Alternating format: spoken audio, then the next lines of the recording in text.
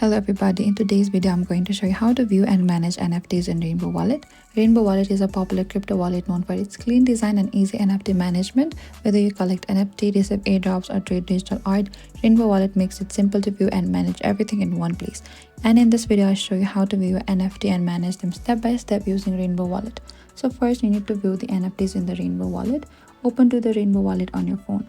So Rainbow doesn't let you manually add NFT, they only appear if your wallet owns them. So you can copy your wallet address at the top of your screen and simply press on your profile and it will be copied your wallet address. You can go to any of the OpenSea or Ethereum scan and paste your address. If your NFT shows there, you can view them in the Rainbow. If not, your wallet does not have any NFTs yet. And that is it. This is how you can manage NFTs in Rainbow Wallet. Thank you for watching this video. I hope I could help you if you have any trouble or questions. Thank you for watching this video. I hope I could help you if you have any trouble or questions. How to view and manage NFTs in Rainbow Wallet. Please comment down below and we will reach out to you very soon.